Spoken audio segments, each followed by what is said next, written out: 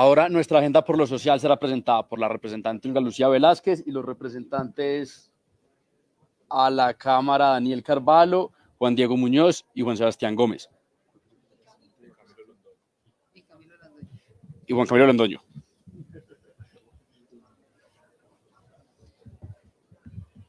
Bueno, dentro de la agenda social tenemos un proyecto muy importante para las diferentes entidades territoriales, y es que le podamos colocar un límite mínimo a la vivienda de interés social y vivienda de interés prioritario. Hoy se hacen cajitas de fósforos, viviendas de interés social de 20 metros cuadrados para una familia de 4 o 5 personas. Se pretende con este proyecto pasar a colocar un límite de 42 metros cuadrados. Adicional a ello, que podamos colocarle un mínimo a todos los proyectos de renovación urbana del 10% para vivienda de interés social y 10% para vivienda de interés prioritario. Hoy no se exige ese mínimo. Y pasar del 20% que hoy se tiene en proyectos de desarrollo urbanístico al 30% para vivienda de interés social y vivienda de interés prioritario. ¿Esto qué va a generar? Pues una transformación en la vivienda de las personas que con gran esfuerzo, con gran sacrificio, hacen su ahorro para vivir bien, para vivir mejor y tener mayor posibilidad en metros cuadrados, pero además de acceso, porque hoy no hay tierra, de acceso a vivienda de interés social y vivienda de interés prioritario es fundamental, y eso trae ese proyecto el proyecto de vivienda BIS y VIP. Un segundo proyecto es un acto legislativo sobre el Sistema General de Participaciones. Nosotros tenemos en Colombia cerca de 4 millones de niños y niñas entre 0 y 5 años. Cerca del 50% de esta población está atendida por servicios sociales, pero el otro 50% no tiene acceso a servicios sociales. ¿Quién es el directamente responsable de esa atención? Pues el ente territorial. Y el ente territorial necesita los recursos para poderla atender.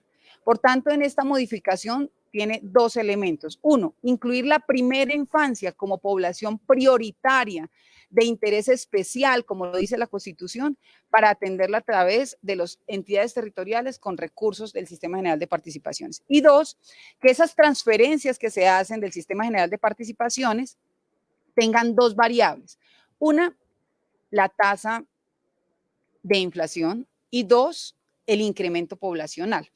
Hoy prácticamente es un histórico y se tiene en cuenta el censo más antiguo para la transferencia. Lo que queremos es que se actualice de manera permanente el censo y se giren los recursos del SGP con el censo proyectado y teniendo en cuenta la tasa de inflación. ¿Eso qué va a generar? Más recursos para los entes territoriales, para ofrecer más servicios, especialmente a la primera infancia y a la educación, que es lo que pretende este proyecto de ley.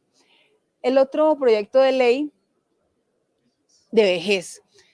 Resulta que hoy nosotros tenemos en Colombia, bueno, cerca del 74% de los adultos mayores no tienen pensión. Cerca del 40% de los adultos mayores de nuestro país sufren de depresión. Cerca del 1% de los adultos mayores están abandonados. ¿Quién asume esa responsabilidad? También los entes territoriales, a través de centros vida y de centros de protección al anciano. ¿Qué pretendemos con este proyecto de ley? Que el porcentaje que se recauda de la estampilla de vejez se comparta el 50% para centros vida y el 50% para centros de protección del anciano. Son proyectos en beneficio de las entidades territoriales. Asimismo, y para la población adulta mayor. Asimismo, un proyecto de las administradoras de riesgos laborales. Lo que pretendemos con este proyecto es que hoy se está cobrando cerca del 28% de corretaje entre una entidad y la administradora de riesgos laborales. No debería existir ni siquiera el corretaje, puede hacerlo de manera directa la administradora de riesgos laborales, pero además, ¿quién controla? ¿Quién le hace seguimiento a la inversión de los recursos de riesgos laborales? Y eso es lo que pretendemos en este proyecto de ley. revisar en qué se está invirtiendo los recursos, establecer unos parámetros en beneficio de los beneficiarios, de quienes pagamos riesgos laborales, pero también eliminar el corretaje innecesario en una transacción que debería ser directa entre la administradora de riesgos laborales y la entidad. Estos y otros proyectos vamos a presentar. Son más de 50 proyectos, como lo ha mencionado Jaime Raúl, y otros.